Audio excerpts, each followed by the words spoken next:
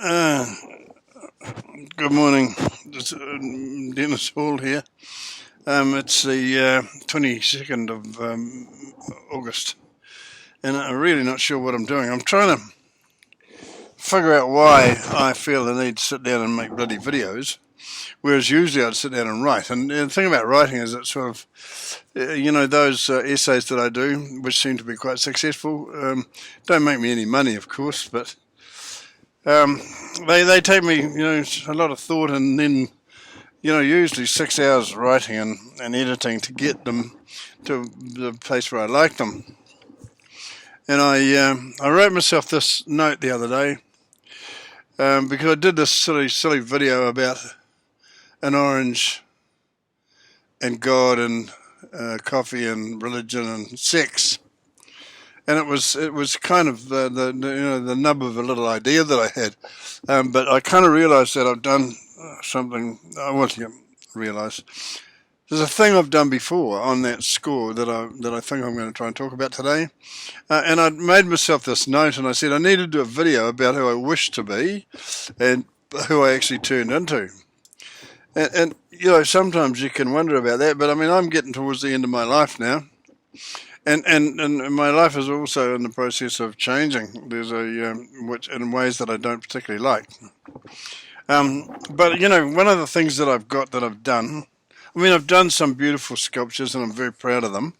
And I talked to them the other day. I talked about that pas de deux, the ballet piece, the one that's behind me up here. That's one of two white ones that I've got here. I've got four altogether. One's a bronze, another one's coloured. But I put a huge amount of effort into that when I did it because I wanted to sort of I was doing sculptures and I was selling sculptures, but I wanted to exceed my own standard, if you know what I mean, when I did that piece.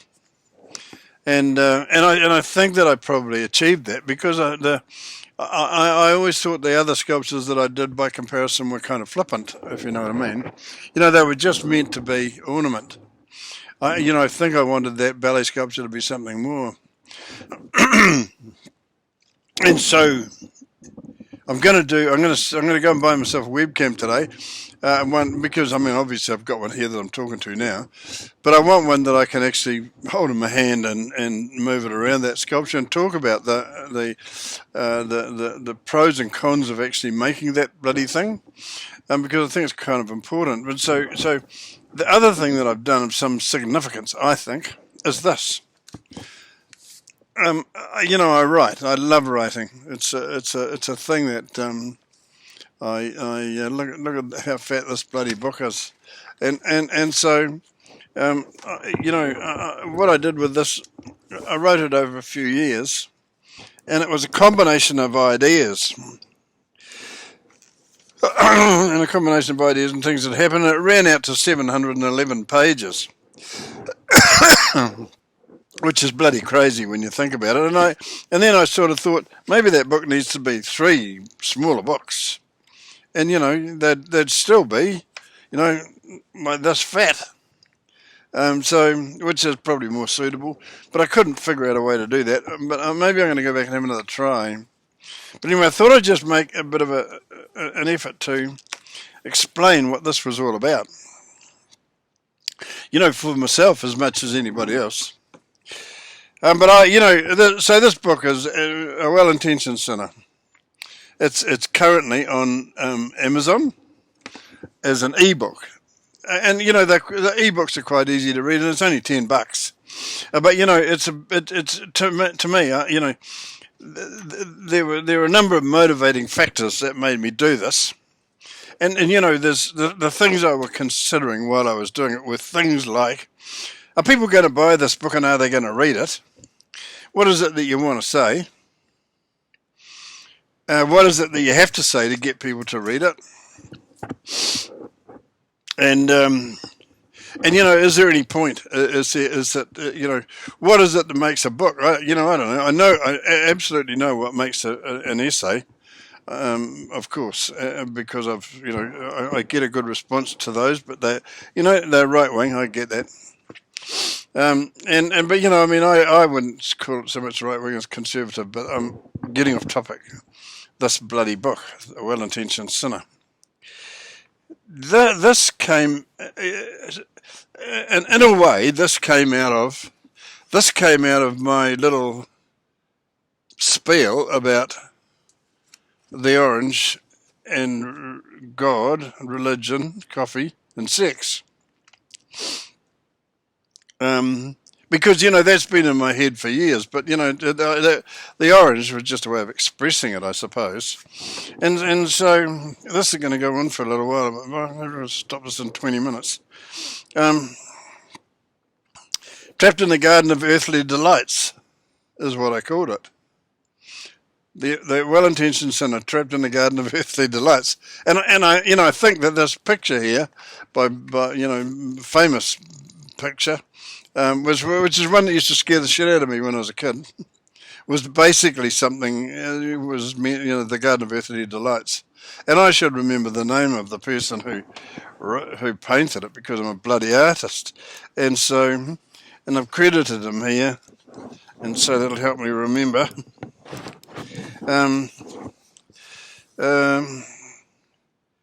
Hieronymus Bosch was the guy who did this amazing painting, and like I say, as a kid I found it in a book, and it absolutely gave me the willies. But I thought it was extraordinary, and so that was one of the things that affected my thinking about what I might write about. And the other one was all that time in the Catholic bloody religion, and so they instill. The thing about the Catholic religion is they instill a lot of fear into you.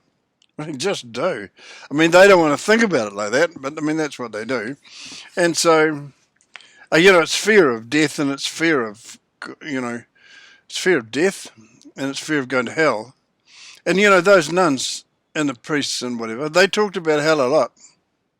And, they told us every day that if we committed a mortal sin, and there's all kinds of mortal sins, I mean, it's obviously a mortal sin if you kill someone.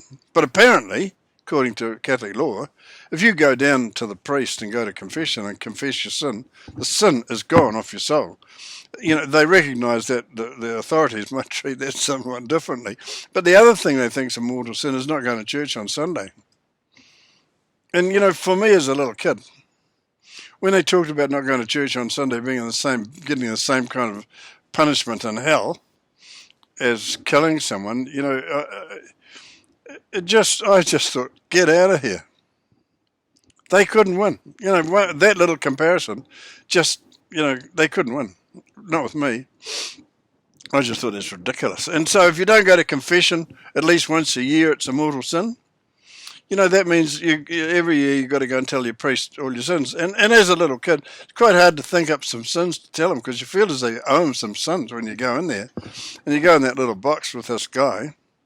And it's a creepy, creepy thing to do when you think of it because, in the school, I've changed my mind about what I'm talking about. In the school, being taught by the nuns, on the one hand, they're teaching you that, the predominant sort of words that they used and that I remembered were chastity, virginity, and a whole lot of words related to things sexual, and what do they call it when the priests and the nuns swear off sex for life? I can't remember the bloody word now. It'll come to me. Celibacy. Celibacy. Imagine trying to tell a little kid what being celibate meant. But they would try it on because that's what they were. That was their motivating thing. I'm a nun. I'm celibate. And so you're a virgin and you're celibate and you believe in chastity and so you're chaste and you don't want to have sins of the flesh and you don't want to you have to confess to the priest about sins of the flesh and impure thoughts and desires, impure desires and all this sort of stuff. I mean, I had all that stuff by the time I was 6 years old.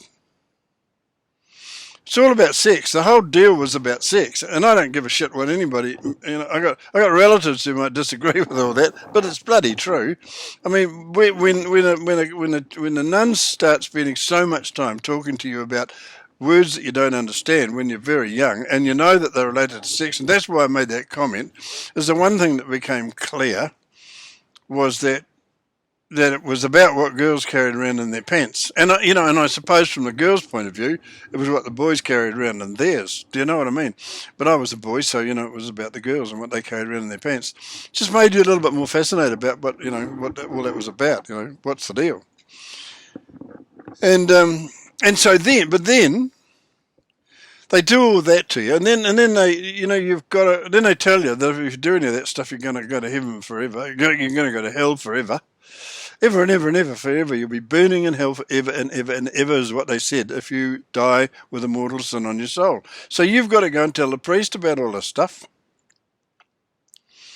So, so when I was a little kid, I mean, I didn't think that I had some interest in those sort of things, but there was no goddamn way I was ever going to tell the priest about it. But later, when I got older, and I kind of realised that I knew, but I understood a little bit more about the relationship between men and women, and you'd see these lonely women down there in this, going to confession.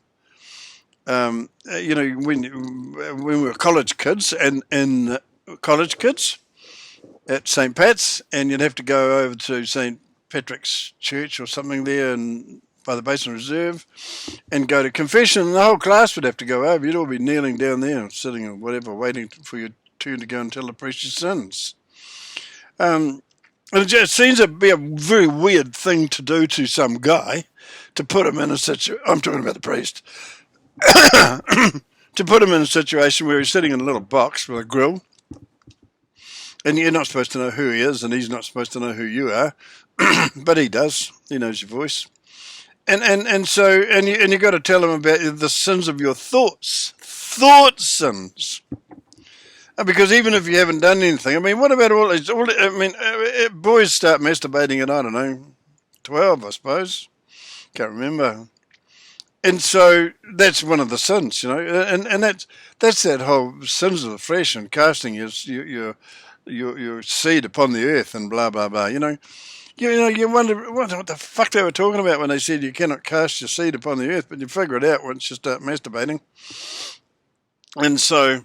And a girl, and of course at that time we thought girls didn't do that. What a lot of nonsense, eh? But just goes to show you that was because you're being taught by nuns who, I reckon that would be masturbating in bloody nunneries would be. That's why they put them all in the same room together. They'd have to learn how to do it really quietly. And so there's all these boys. And sometimes the girls from St. Catherine's or somewhere, they might be there as well. And they're going in and telling the priest their sins. Are they going to go in and tell them about their thoughts, their impure thoughts? Get out of here.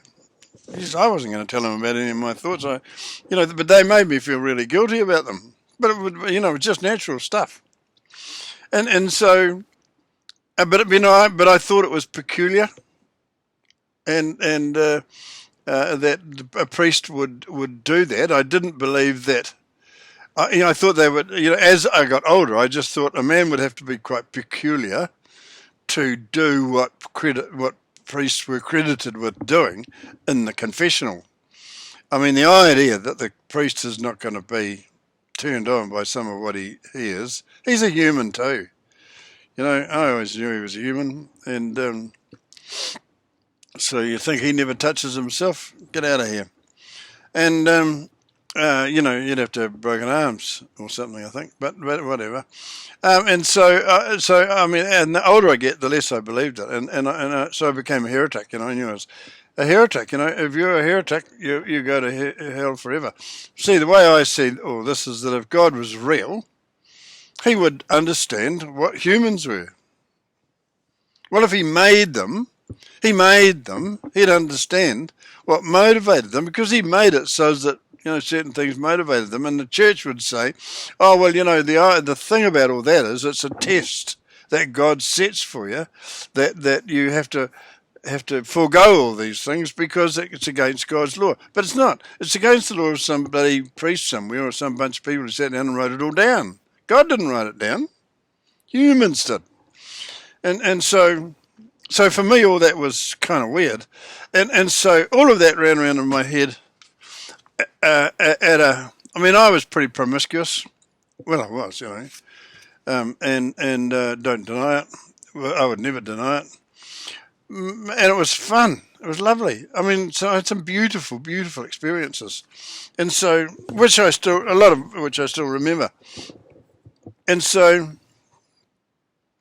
that whole God thing, that sort of takes a back seat to reality, I suppose. But it's still there because I mean, it's indoctrination. It's the same as these leftists.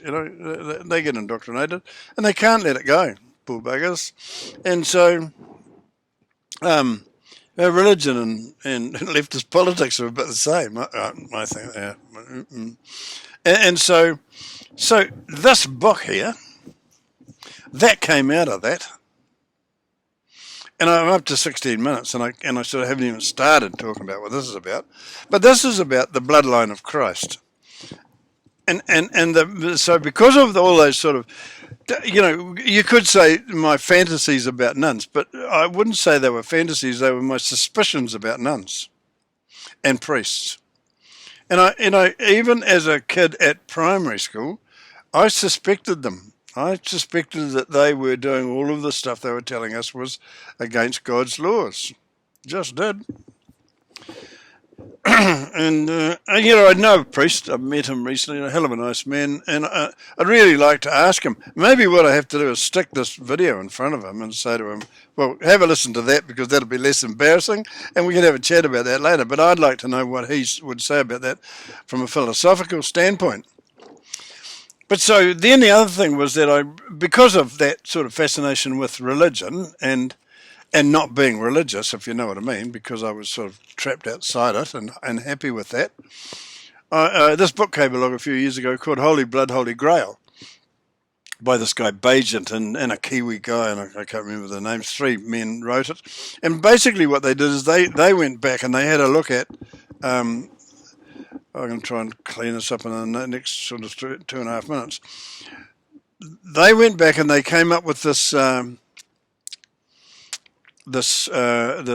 concept around the realities of Christ and being on the cross and the death of Christ and the emergence of the Christian religion. Because, strictly speaking, Catholicism didn't actually emerge until the there were people around who were Christians, but I think Catholicism sort of emerged. And we were told that the thing about St. Peter was upon this, Christ said, upon this rock, that is Peter, I will build my church. Well, to all intents and purposes, I don't think they started building it until 353 at the Council of Nicaea, when I think perhaps the Catholic Church was established. Who knows? But, the nuns never, ever talked about that. But, you read about that later. And the priests never talked about it either. So I wonder about that.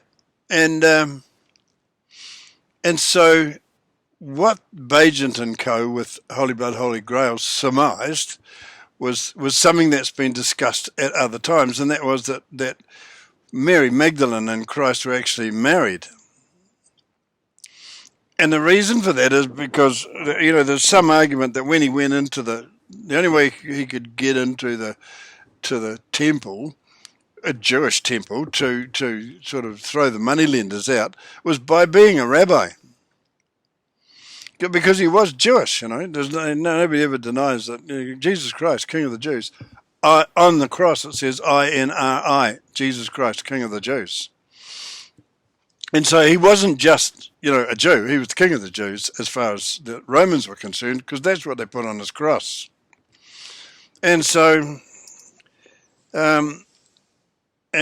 Jesus Christ, King of the Jews. And so, therefore, what he did and so what Bagent and them surmised is that, this is going to go on another 10 minutes, fuck it, I'm sorry. And what Bagent and company and Holy Blood, Holy Grail surmised was that because of Jewish law and because of the fact that he would have, I think that a rabbi has to be married.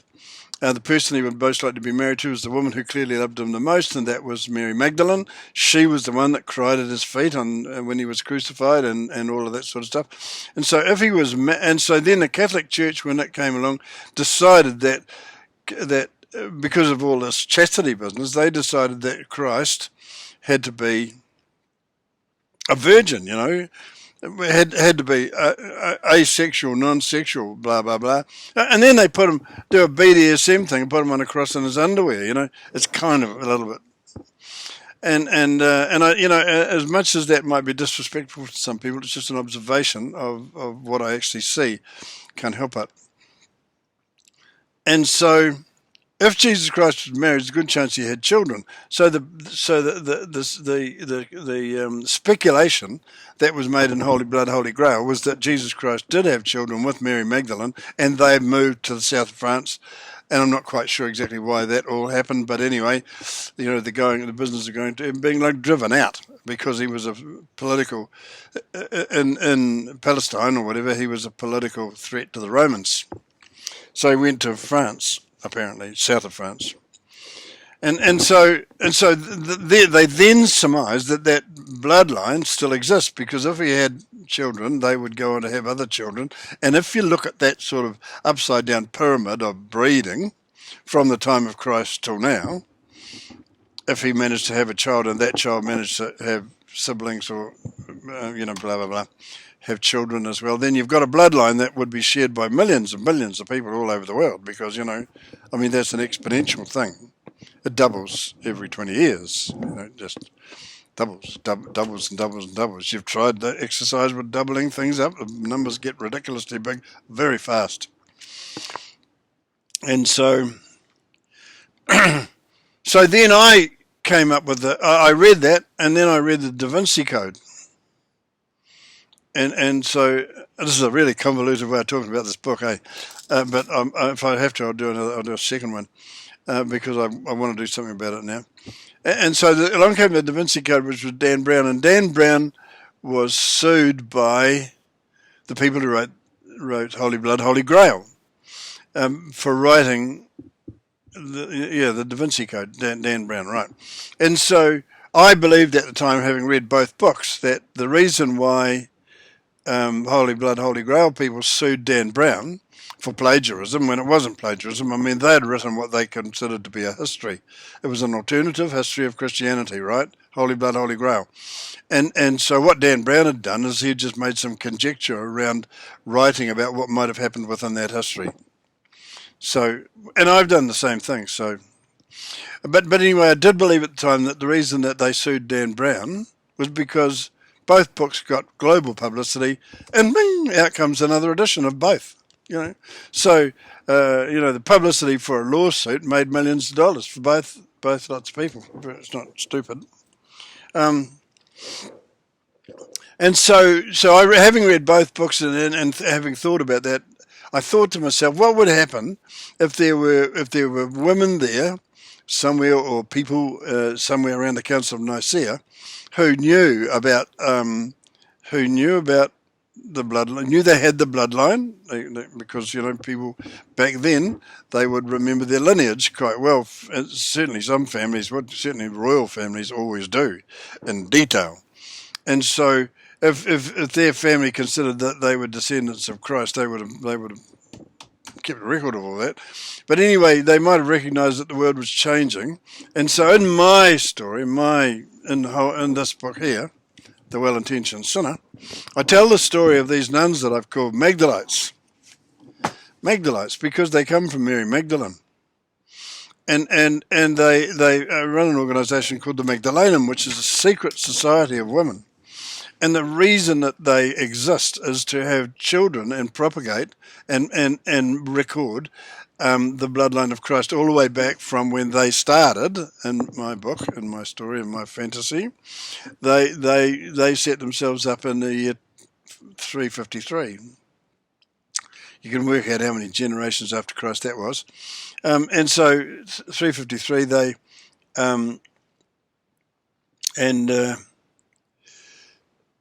so So they've got the bloodline of Christ, but but to keep it pure, it's always got to come through the female line, because I mean, if a woman has a child and she says this man here's the father, there's a 90% chance that that's right, but there's a good chance that it might not be, because it might have been someone else by any number of different methods, right? But if a child appears from between a woman's legs, as they do, then you can be very sure that the mother is the mother. And so on that sort of proposition, I built this story about these nuns and the means and the things that the machinations they go through to get pregnant, but remain aloof from the person they get pregnant from. And so they run a secret society and they just masquerade themselves as ordinary nuns. And to explain the children that they turn up with, they run an orphanage. And they, oh, poor little baby. Shh.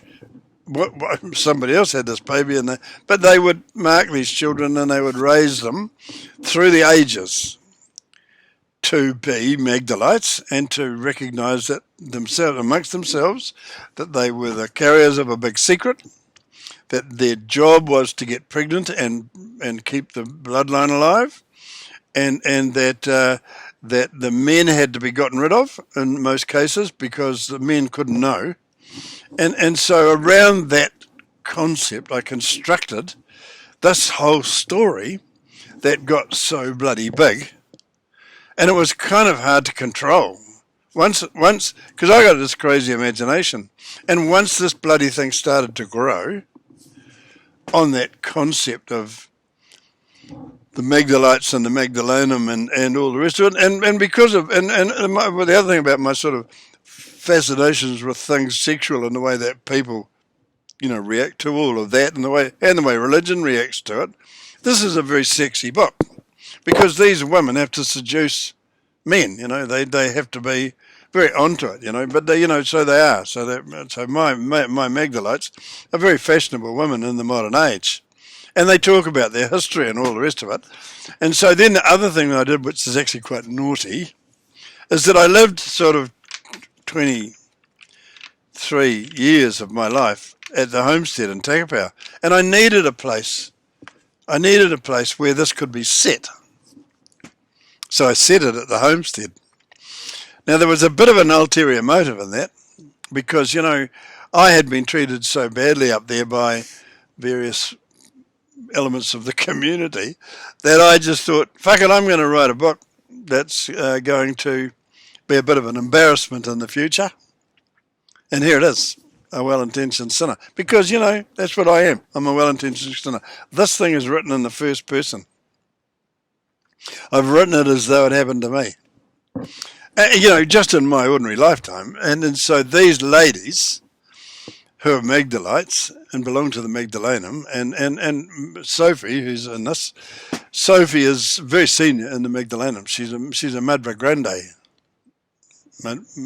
A mother superior, but bigger, and so they get up to all sorts of naughty stuff that I have sort of seen and in some ways experienced in my life that you normally go, I won't talk about that. But anyway, what I've done is I've written about it in here, and I've put it in the context of religion and women who are deliberately trying to get pregnant, and the explanations and the machinations they have to go through to convince the society at large that all this is on the up and up, and that they're trying to convince the world that they don't exist, if you know what I mean, in plain sight, but trying to. So, when you sit down to read a book, I'm sure. My daughter Daisy, she says to me, I read 3 books this week, and it's like a race or something. And she's given me a couple of books that I've quite enjoyed that she's read, but good God, I don't know how she goes through them so fast. And I always say to people, read for the read of it, not the bloody speed of it. And so I reckon I open this book on any page, and I think it can be interesting on any page. and and uh, and I don't know. So we've got this. So I've just opened it on this page where I think Guido is talking about his early years. So Guido started slowly, deliberately, reminding us of what they had told. What they had told us of the time, wrong glasses I've got on, told us of the time but when he first met Sophie and her mother at the studio in Rome, and prior to his dreadful experience at the Battle of Monte Cassino. He painted again the picture of Mussolini's Italy during the war. He talked about being scared and hungry. He talked about the excitement of his romance with Sophie and emphasised that without the atmosphere of war, none of it would have happened as it did, and that especially included the episode in the grotto. He said that despite all the fear and the concern for each other, it was the most exciting time of his life.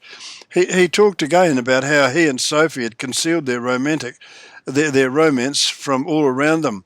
He talked again of how the two of them on his bicycle, her sitting side saddle on the bar as they wandered and explored the streets around the Vatican and central Rome. He spoke of the Trevi Fountain and the Vatican galleries, the Roman Forum, and some of the ancient underground galleries that existed beneath the streets of the city. He talked about her fragrance, her beauty, her quiet charm, and her feminine style. He called her a treasure among the women in his life. And it really did fall open on that page, so I think when you read a big book like this or you write it, this entertained me from when I started writing it. I couldn't believe what was coming out of my head, but it just did. I just kept on going, and it get bigger and bigger and bigger, and it's a very, very naughty book. It'll make shades of grey pale into insignificance. Its look at religion is more than you would ever expect to find, I believe. The